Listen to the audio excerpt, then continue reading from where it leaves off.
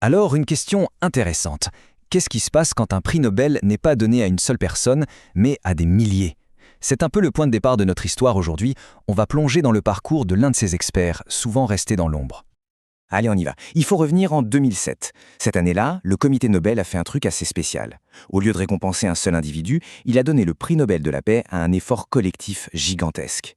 Celui du GIEC, le groupe d'experts intergouvernemental sur l'évolution du climat, pour leur travail sur le changement climatique, bien sûr.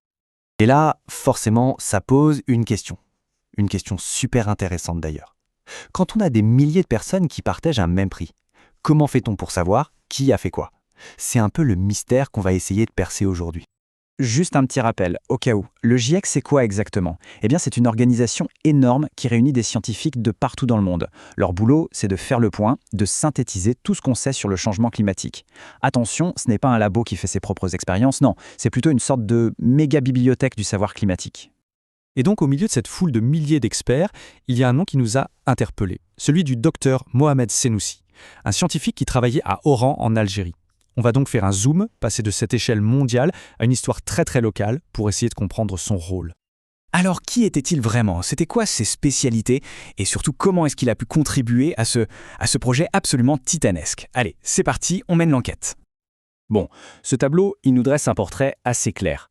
On voit tout de suite que le docteur Sennoussi, ce n'était pas n'importe qui. Ce n'était pas un généraliste. Non, sa spécialité, c'était la climatologie et la météo tropicale. Et avec un doctorat en poche, ça faisait de lui un expert de pointe. Le profil parfait, en fait, pour participer aux travaux du GIEC. Ok donc, le CV est solide, ça c'est clair, mais ça ne répond pas à notre question principale. Concrètement, il a travaillé sur quoi? Quelle a été sa pierre à l'édifice, son apport à ce fameux rapport qui a eu un tel impact? Eh bien, pour trouver la réponse, il n'y a pas 50 solutions. Le mieux, c'est de suivre les traces qu'il a laissées. Et pour un chercheur, ces traces, ce sont ses publications scientifiques. C'est vraiment là que son travail est gravé dans le marbre, c'est la preuve la plus concrète de sa contribution. Et cette piste, justement, elle nous amène tout droit à une étude super importante. Une étude qui se concentre sur une région qu'il connaissait par cœur, la Méditerranée. Et voilà le fameux article. Le titre c'est « Facteurs climatiques des dangers potentiels sur les côtes méditerranéennes ». C'est une publication qu'il a coécrite et qui est sortie en 2011 dans une revue scientifique sérieuse. Rien que le titre, il nous dit déjà beaucoup de choses, non? L'idée, c'était de comprendre comment le climat, comment il devient une menace directe pour les gens qui vivent sur la côte. Alors, juste pour qu'on soit bien au clair, quand l'étude parle de facteurs climatiques, de quoi s'agit-il? En fait, c'est très concret. Ce sont des choses qu'on peut mesurer, la température de l'air qui augmente, le niveau de la mer qui monte, des tempêtes plus fortes ou plus fréquentes. Voilà, ce sont ces moteurs du changement que son équipe a passé au crible. Et c'est là que tout s'éclaire. L'étude, elle ne reste pas dans les généralités, non. Elle a identifié des menaces très précises pour sa propre région, le golfe d'Oran. Et là, on parle de risques bien réels. L'érosion des plages, des dégâts plus importants à cause des vagues pendant les tempêtes, et même une dégradation de la qualité de l'eau. Bref, ce n'est plus de la théorie. Ce sont des avertissements concrets. Et c'est justement ce genre d'info locale qui est crucial pour le GIEC, pour qu'ils puissent construire leur vision globale. Mais attention, cet article de 2011, ce n'est pas juste un coup de chance, un succès isolé. Pas du tout. En fait, si on regarde l'ensemble de sa carrière, on voit que ça s'inscrit dans une logique, une trajectoire de recherche super cohérente, toujours tournée vers sa région. Regardez cette chronologie, par exemple. On voit bien le fil rouge. Dès 2003, bien avant l'article de 2011, il publiait déjà sur les changements climatiques dans les pays du Maghreb. Son travail a toujours été ancré dans la réalité de l'Afrique du Nord. Et ça, c'était des années avant que le GIEC ne reçoive le prix Nobel. Et c'est ça le point absolument essentiel à retenir.